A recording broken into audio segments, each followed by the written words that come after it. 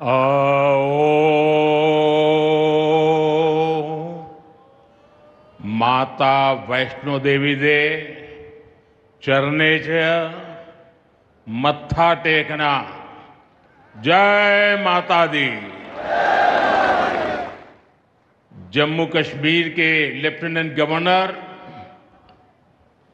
मनोज सिन्हा जी, मुख्यमंत्री उमर अब्दुल्ला जी, केंद्रीय मंत्रिमंडल के मेरे सहयोगी Ashwini Vaishnaw ji, Jitendra Singh, V Somanna ji, deputy CM Surendra Kumar ji, Jammu Kashmir विधानसभा में नेता विपक्ष सुनील जी, संसद में मेरे साथी जुगल किशोर जी, अन्य जनप्रतिनिधिगण और मेरे प्यारे भाई और बहनों,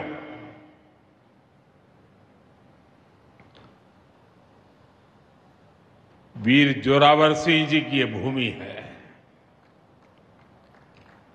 मैं इस धरती को प्रणाम करता हूं। साथियों,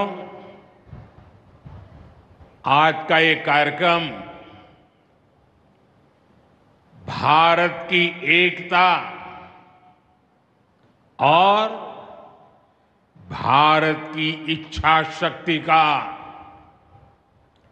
विराट उत्सव है।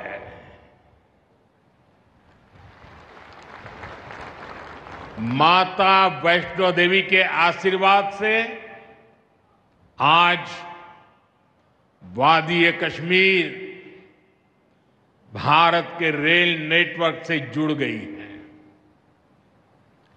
मां भारती का वर्णन करते हुए हम श्रद्धा भाव से कहते आए हैं, कश्मीर से कन्याकुमारी। ये अब रेलवे नेटवर्क के लिए भी हकीकत बन गया है। उधमपुर, श्रीनगर, बारामूला, ये रेल लाइन प्रोजेक्ट ये सिर्फ नाम नहीं है, ये जम्मू कश्मीर के नए सामर्थ्य की पहचान है। भारत के नए सामर्थ्य का जयघोष है। थोड़ी देर पहले मुझे चिनाब ब्रिज और अंजी ब्रिज का लोकार्पण करने का अवसर मिला है। आज ही 2 नई वंदे भारत ट्रेनें जम्मू कश्मीर को मिली है। यहां जम्मू में नए मेडिकल कॉलेज का शिलान्यास हुआ है। 46,000 करोड़ रुपए के प्रोजेक्ट्स जम्मू और कश्मीर के विकास को नई गति देंगे। मैं आप सभी लोगों को विकास के नए दौर के लिए बहुत बहुत बधाई देता हूं। साथियों, जम्मू कश्मीर की अनेक पीढ़ियां रेल कनेक्टिविटी का सपना देखते देखते गुजर गई। मैं कल सीएम उमर अब्दुल्ला जी का एक बयान देख रहा था और अभी भाषण में भी बताया। वो भी बोले थे कि जब वो 7वीं 8वीं में पढ़ते थे तब से इस प्रोजेक्ट को पूरा होने का इंतजार कर रहे थे। आज जम्मू कश्मीर के लाखों लोगों का सपना पूरा हुआ है। और ये भी हकीकत है, जितने अच्छे काम है ना, वो मेरे लिए ही बाकी रहे हैं। साथियों, ये हमारी सरकार का सौभाग्य है कि इस प्रोजेक्ट ने हमारे कार्यकाल में गति पकड़ी और हमने इसे पूरा करके दिखाया। बीच में कोविड के कालखंड के कारण भी अनेक मुसीबतें आई, लेकिन हम डटे रहे। साथियों, रास्ते में आने जाने की मुश्किलें, मौसम की परेशानी, लगातार पहाड़ों से गिरते पत्थर, ये प्रोजेक्ट पूरा करना मुश्किल था, चुनौतीपूर्ण था। लेकिन हमारी सरकार ने चुनौती को ही चुनौती देने का रास्ता चुना है। आज जम्मू कश्मीर में बन रहे अनेकों ऑल वेदर इंफ्रास्ट्रक्चर प्रोजेक्ट इसका उदाहरण है। कुछ महीने पहले ही सोनमर्ग टनल शुरू हुई है। अभी कुछ देर पहले ही मैं चिनाब और अंजी ब्रिज से होकर आपके बीच आया हूं। इन पुलों पर चलते हुए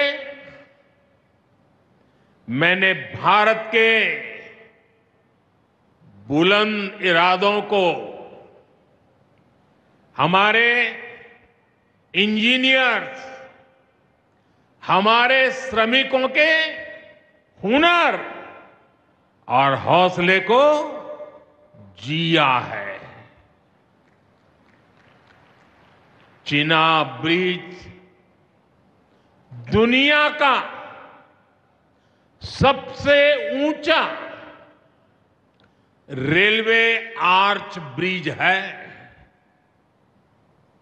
लोग फ्रांस में, पेरिस में एफिल टावर देखने के लिए जाते हैं, और ये ब्रिज एफिल टावर से भी बहुत ऊंचा है। अब लोग चिनाब ब्रिज के जरिए कश्मीर देखने तो जाएंगे ही, ये ब्रिज भी अपने आप में एक आकर्षक टूरिस्ट डेस्टिनेशन बनेगा। सब लोग सेल्फी पॉइंट पर जाकर के सेल्फी निकालेंगे। हमारा अंजी ब्रिज भी इंजीनियरिंग का बेहतरीन नमूना है। ये भारत का पहला केबल सपोर्टेड रेलवे ब्रिज है।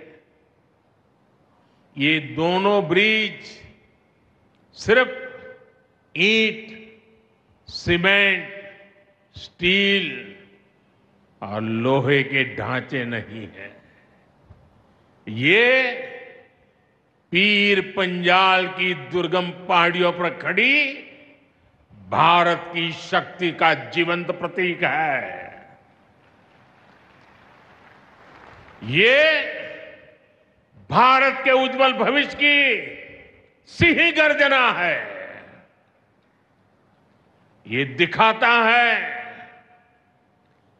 विकसित भारत का सपना जितना बड़ा है, उतना ही बुलंद हमारा हौसला है, हमारा सामर्थ्य है। और सबसे बड़ी बात, नेक इरादा है, अपार पुरुषार्थ है। साथियों, चिनाब ब्रिज हो या फिर अंजी ब्रिज, ये जम्मू की और कश्मीर की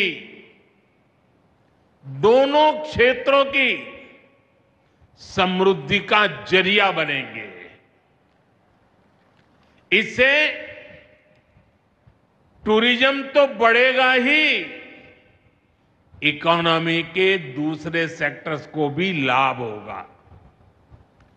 जम्मू और कश्मीर की रेल कनेक्टिविटी दोनों क्षेत्रों के कारोबारियों के लिए नए अवसर बनाएगी। इससे यहां की इंडस्ट्री को गति मिलेगी। अब कश्मीर के सेब कम लागत में देश के बड़े बाजारों तक पहुंच पाएंगे और समय पर पहुंच पाएंगे।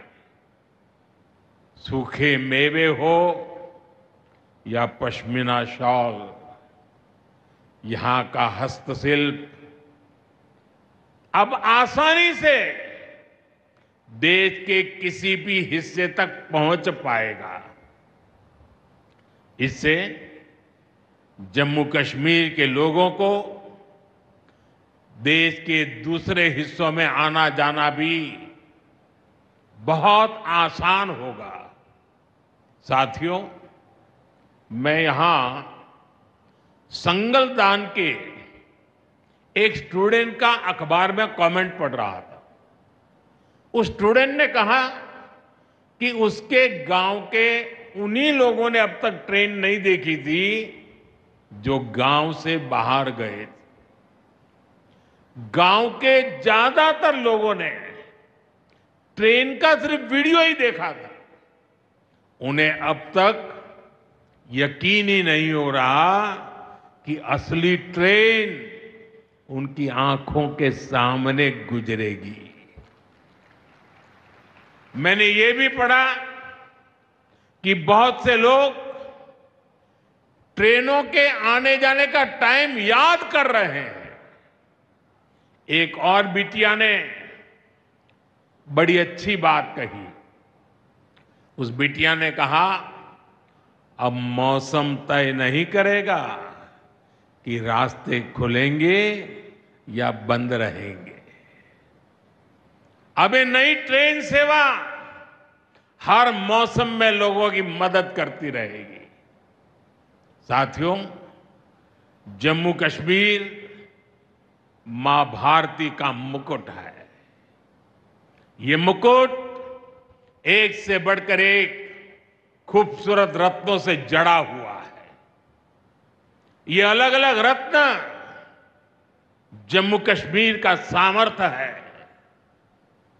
यहां की पुरातन संस्कृति, यहां के संस्कार, यहां की आध्यात्मिक चेतना, प्रकृति का सौंदर्य, यहां की जड़ी बूटियों का संसार, फलों और फूलों का विस्तार, यहां के युवाओं में, आप लोगों में जो टैलेंट है वो मुकुट मणि की तरह चमकता है।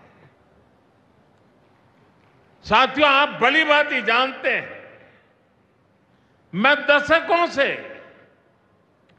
जम्मू और कश्मीर आता जाता रहा। इंटीरियर इलाकों में मुझे जाने का, रहने का अवसर मिला है। मैंने इस सामर्थ्य को लगातार देखा है, महसूस किया है, और इसलिए मैं पूरे समर्पण भाव के साथ जम्मू कश्मीर के विकास में जुटा हूं। साथियों, जम्मू कश्मीर भारत की शिक्षा और संस्कृति का गौरव रहा है। आज भारत दुनिया के बड़े नॉलेज हब में से एक हमारा जम्मू कश्मीर बन रहा है, तो इसमें जम्मू कश्मीर की भागीदारी भी भविष्य में भी बढ़ने वाली है।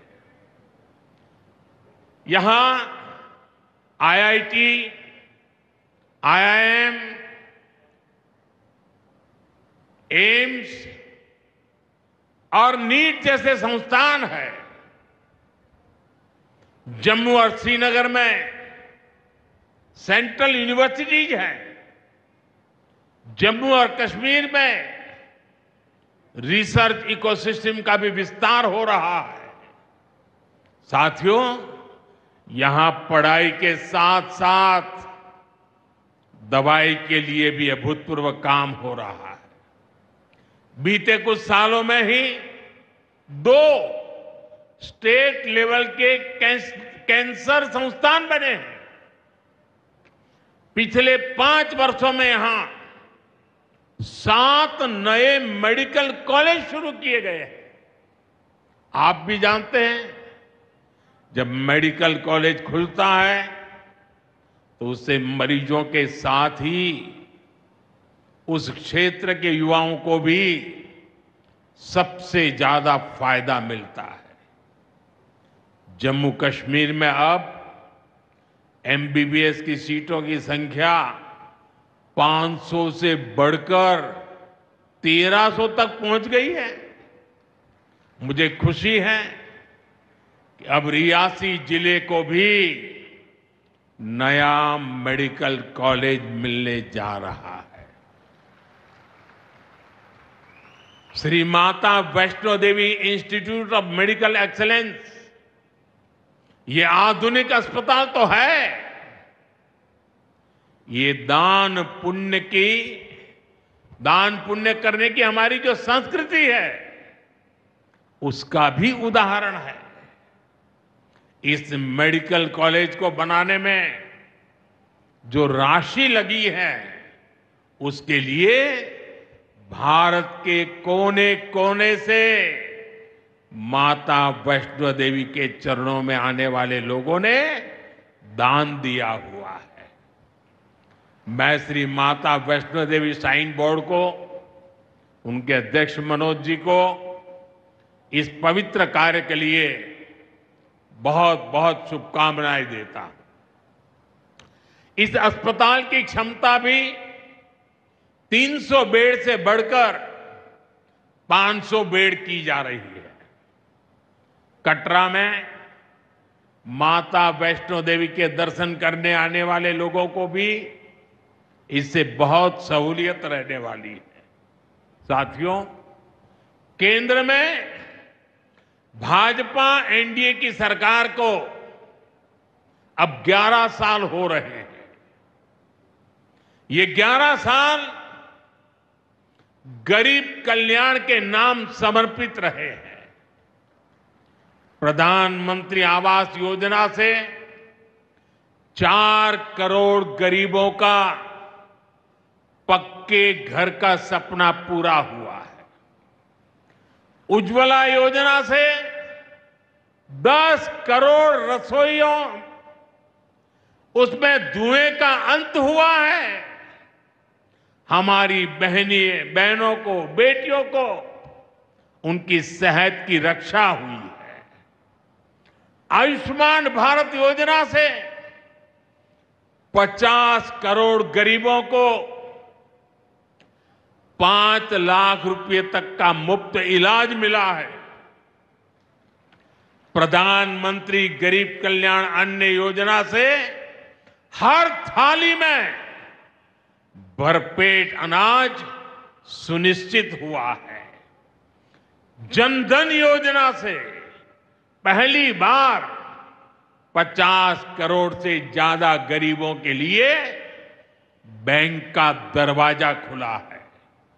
सौभाग्य योजना से अंधेरे में जी रहे 2.5 करोड़ परिवारों में बिजली की रोशनी पहुंची है। स्वच्छ भारत मिशन के तहत बने 12 करोड़ शौचालयों ने खुले में शौच की मजबूरी से मुक्ति दिलाई है। जल जीवन मिशन से 12 करोड़ नए घरों में नल से जल पहुंचने लगा है। महिलाओं का जीवन आसान हुआ है। पीएम किसान सम्मान निधि से 10 करोड़ छोटे किसानों को सीधी आर्थिक सहायता मिली है। साथियों, सरकार के ऐसे अनेक प्रयासों से पिछले 11 साल में 25 करोड़ से ज्यादा गरीबों ने गरीबी को, हमारे ही गरीब भाई बहनों ने गरीबी के खिलाफ जंग लड़ा और 25 करोड़ गरीब गरीबी को परास्त कर करके, विजयी होकर के गरीबी से बाहर निकले हैं। अब वो नए मध्यम वर्ग का हिस्सा बने हैं। जो लोग अपने आप को समाज व्यवस्था के एक्सपर्ट मानते हैं, बड़े खेरखा मानते हैं, जो लोग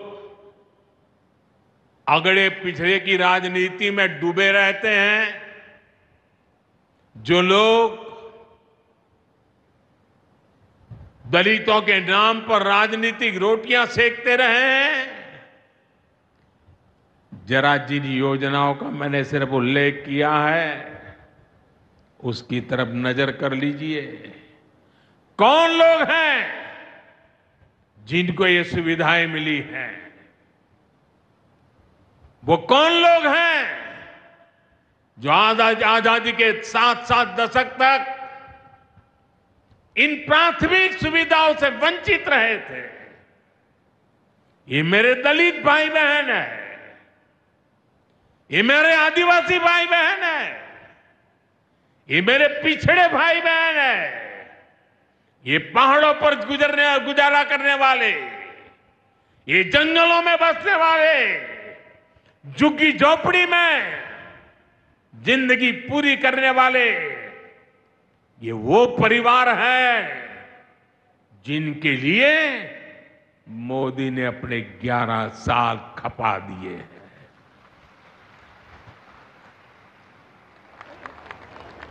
केंद्र सरकार का प्रयास है कि गरीबों को, नए मध्यम वर्ग को ज्यादा से ज्यादा ताकत दे।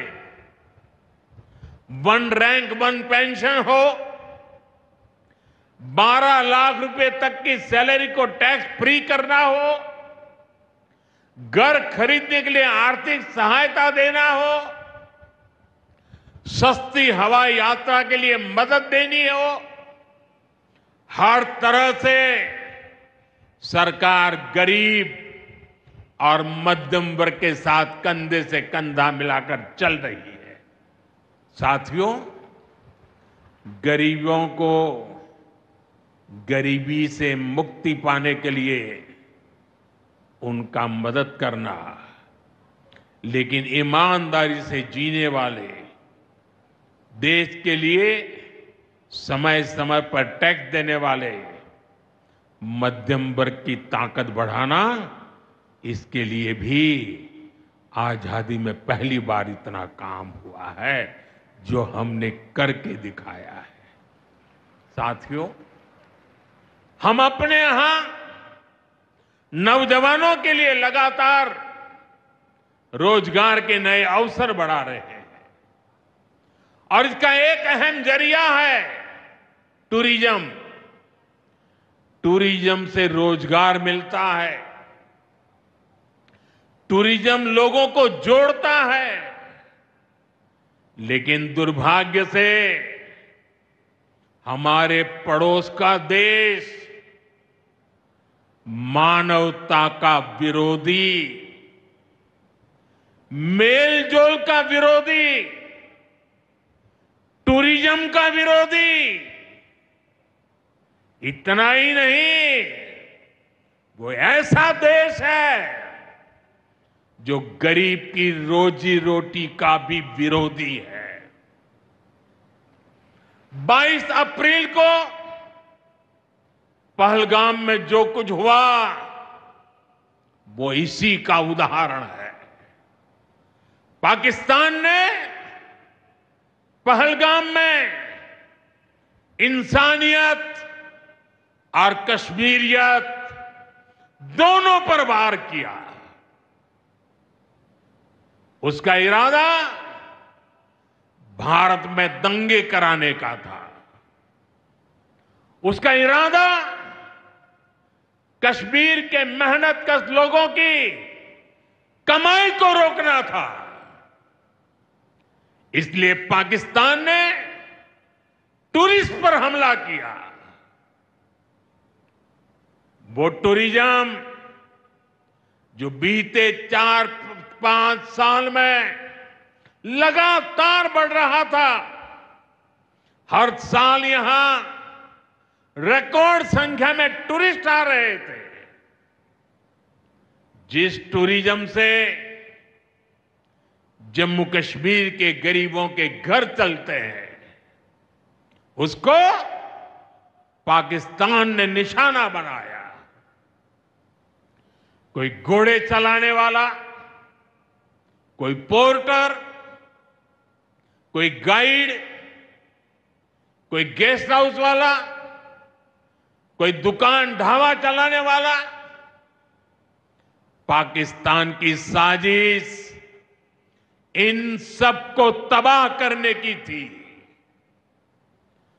आतंकियों को चुनौती देने वाला नौजवान आदिल, वो भी तो वहां मेहनत मजदूरी करने गया था, लेकिन अपने परिवार की देखरेख कर सके इसलिए मेहनत कर रहा था। आतंकियों ने उस आदिल को भी मार दिया। साथियों, पाकिस्तान की साजिश के खिलाफ जिस प्रकार जम्मू कश्मीर के लोग उठ खड़े हुए हैं, जम्मू कश्मीर के अवाम ने इस बार जो ताकत दिखाई है, ये सिर्फ पाकिस्तान नहीं, दुनिया भर की आतंकवादी मानसिकता को जम्मू कश्मीर के लोगों ने कड़ा संदेश दिया है। जम्मू कश्मीर का नौजवान अब आतंकवाद को मुंह तोड़ जवाब देने का मन बना चुका है। ये वो आतंकवाद है जिसने घाटी में स्कूल जलाए, और सिर्फ स्कूल यानी इमारत नहीं जलाई थी, 2-2 पीढ़ी का भविष्य जला दिया था, अस्पताल तबाह किए, जिसने कई पीढ़ियों को बर्बाद किया। यहां जनता अपनी पसंद के नुमाइंदे चुन सके, यहां चुनाव हो सके, ये भी आतंकवाद के चलते बड़ी चुनौती बन गया था। साथियों, बरसों तक आतंक सहने के बाद जैसे जम्मू कश्मीर ने इतनी बर्बादी देखी थी, इतनी बर्बादी देखी थी कि जम्मू कश्मीर के लोगों ने सपने देखना ही छोड़ दिया था। आतंकवाद को ही अपना भाग्य मान लिया था।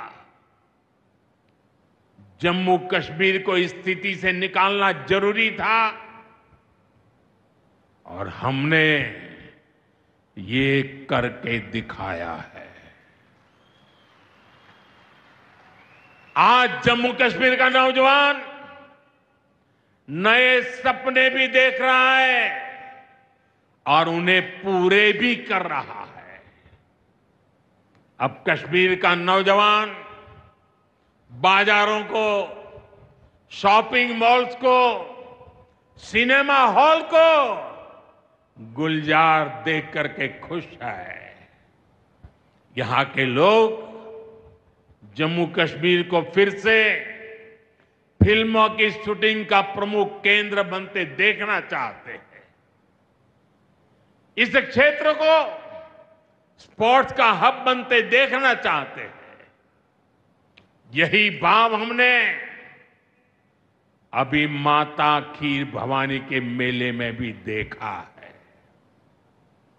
जिस तरह हजारों लोग माता के दर पर पहुंचे, वो नए जम्मू कश्मीर की तस्वीर दिखाता है। अब 3 तारीख से अमरनाथ यात्रा भी शुरू होने वाली है। ईद की उमंग भी हम चारों तरफ देख रहे हैं। विकास का जो वातावरण जम्मू कश्मीर में बना था, वो पहलगाम के हमले से डिगने वाला नहीं है। जम्मू कश्मीर के आप सभी लोगों को और आप सबसे नरेंद्र मोदी का वायदा है। मैं यहां विकास को रुकने नहीं दूंगा। यहां के नौजवानों को सपने पूरा करने से कोई भी बाधा अगर रुकावट बनती है, तो उस बाधा को पहले मोदी का सामना करना पड़ेगा। साथियों, आज 6 जून है। याद कीजिए, 1 महीने पहले, ठीक 1 महीने पहले 6 मई की वो रात पाकिस्तान के आतंकियों पर कयामत बरसी थी।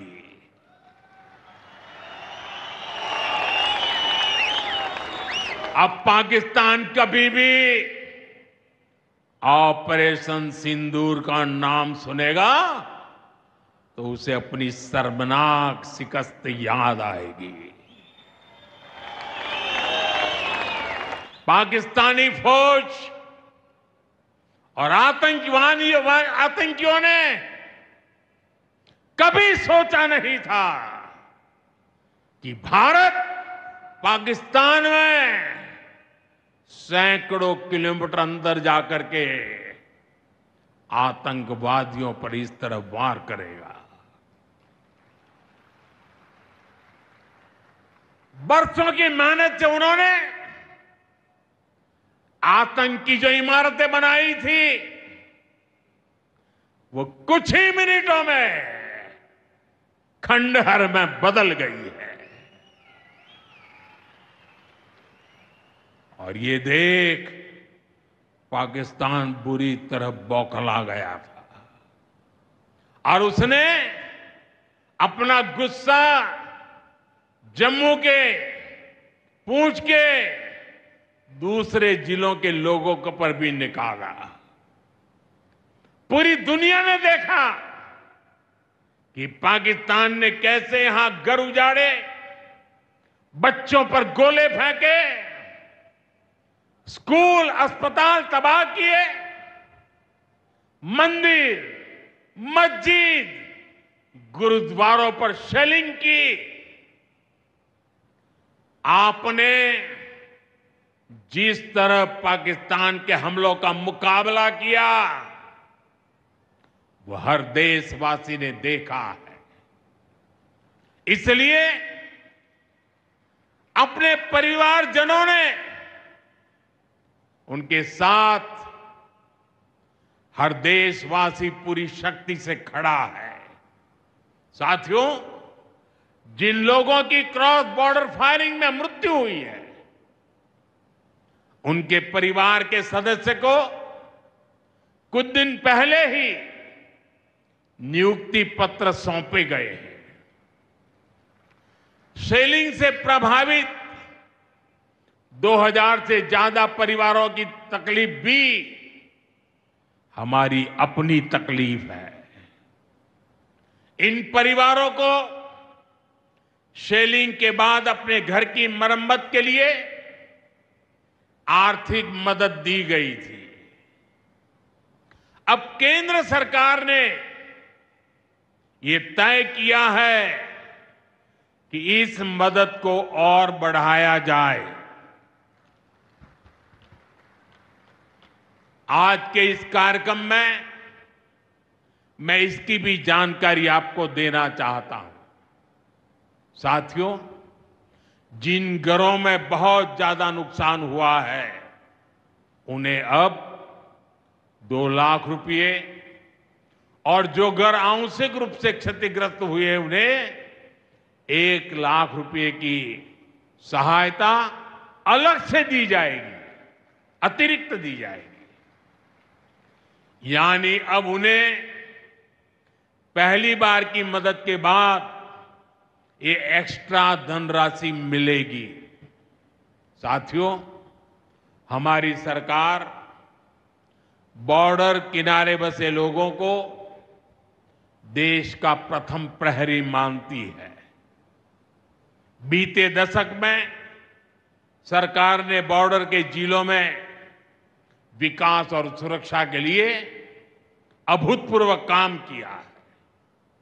इस दौरान करीब 10,000 नए बंकर्स बनाए गए हैं। इन बंकरों ने ऑपरेशन सिंदूर के बाद बने हालात में लोगों का जीवन बचाने में बड़ी मदद की है। मुझे बताते हुए खुशी है कि जम्मू और कश्मीर डिवीजन के लिए 2 बॉर्डर बटालियन बनाई गई है। 2 वुमेन बटालियन बनाने का भी काम पूरा कर लिया गया है। साथियों, हमारा जो इंटरनेशनल बॉर्डर है उसके पास जो बहुत दुर्गम इलाके हैं वहां भी सैकड़ों करोड़ रुपया खर्च करके नया इंफ्रा बनाया जा रहा है। कठुआ से जम्मू हाईवे को 6 लेन का एक्सप्रेसवे बनाया जा रहा है। अखनूर से पुंछ हाईवे का भी चौड़ीकरण किया जा रहा है। वाइब्रेंट विलेज प्रोग्राम के तहत भी बॉर्डर के गांवों में विकास के काम को और गति दी जा रही है। जम्मू कश्मीर के 400 ऐसे गांव जहां ऑल वेदर कनेक्टिविटी नहीं थी, उन्हें 1800 किलोमीटर की नई सड़कें बिछाकर जोड़ा जा रहा है। इस पर भी सरकार 4,200 करोड़ रुपए से ज्यादा खर्च करने जा रही है। साथियों, आज मैं जम्मू कश्मीर के आप लोगों से, खासकर यहां के नौजवानों से एक विशेष आग्रह भी करने आया हूं। और जम्मू कश्मीर की धरती से मैं देश को भी आग्रह करना चाहता हूं। आपने देखा है कि कैसे ऑपरेशन सिंदूर ने आत्मनिर्भर भारत की ताकत दिखाई है।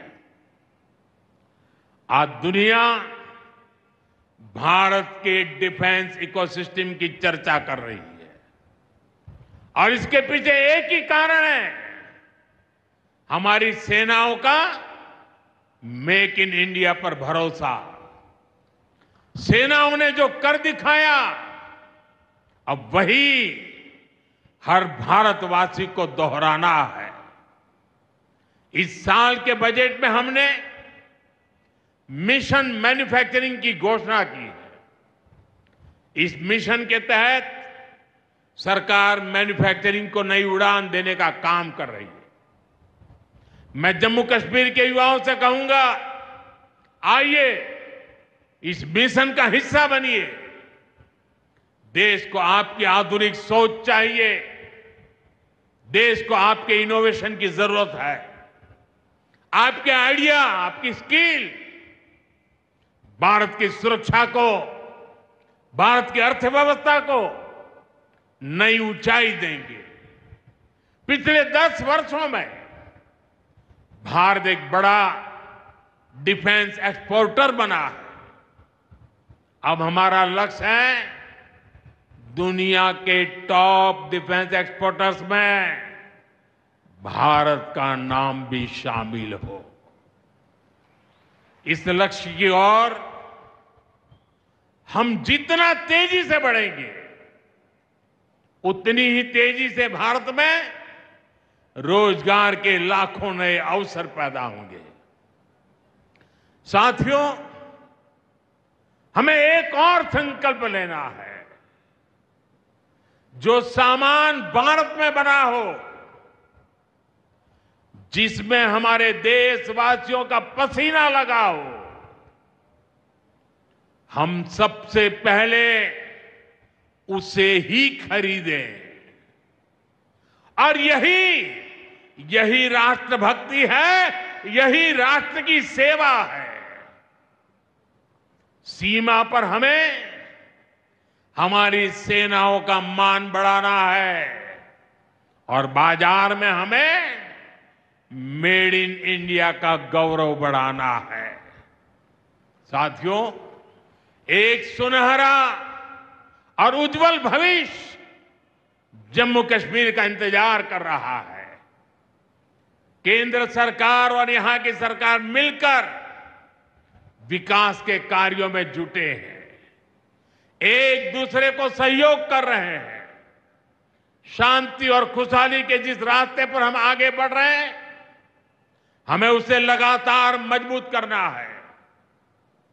मां वैष्णो देवी के आशीर्वाद से विकसित भारत, विकसित जम्मू कश्मीर का यह संकल्प सिद्धि तक पहुंचे, इसी कामना के साथ आप सभी को फिर से ये ढेर सारे विकास के प्रोजेक्ट के लिए और एक से बढ़कर एक शानदार प्रोजेक्ट के लिए मैं बहुत बहुत बधाई देता हूं। दोनों मुट्ठी बंद करके पूरी ताकत से मेरे साथ बोलिए, भारत माता की।